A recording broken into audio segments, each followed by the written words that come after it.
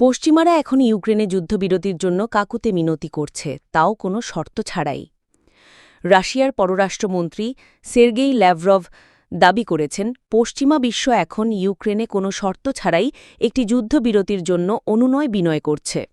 অথচ কয়েক বছর আগেই ইউক্রেনের প্রেসিডেন্ট ভলোদিমির জেলেনস্কি এই প্রস্তাব স্পষ্টভাবে প্রত্যাখ্যান করেছিলেন।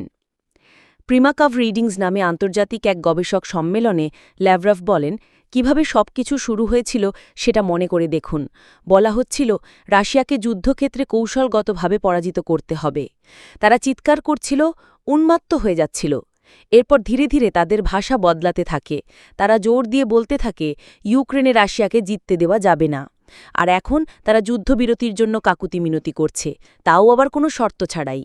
অথচ এই প্রস্তাবটাই জেলেনস্কি কয়েক বছর আগে দৃঢ়ভাবে প্রত্যাখ্যান করেছিলেন। তখন তিনি সম্পূর্ণ উল্টো কথা বলতেন, রাশিয়ার বিরুদ্ধে কৌশলগত বিজয়ের কথা বলতেন। পশ্চিমাদের কৌশল ও পরিকল্পনার ব্যর্থতা এখন স্পষ্ট, তবু ইউরোপ এখনও চেষ্টা চালিয়ে যাচ্ছে।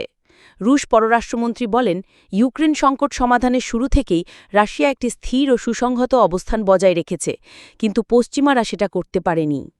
সেন্ট পিটার্সবার্গ আন্তর্জাতিক অর্থনৈতিক ফোরামের আলোচনায় প্রেসিডেন্ট ভ্লাদিমির পুতিন এই নীতিগুলি বিস্তারিতভাবে পুনর্ব্যক্ত করেছেন। এর বিপরীতে পশ্চিমা নেতাদের কৌশল বারবার বদলাচ্ছে, যা তাদের ব্যর্থতাকে স্পষ্ট করে, বলেন ল্যাভরভ।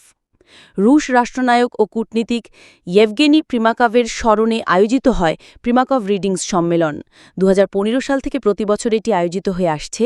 এই ফোরামে বৈশ্বিক সম্পর্কের ভবিষ্যৎ, আন্তর্জাতিক নিরাপত্তা চ্যালেঞ্জ এবং বিশ্ব রাজনীতিতে বিভিন্ন শক্তির মিথস্ক্রিয়া নিয়ে আলোচনা হয়।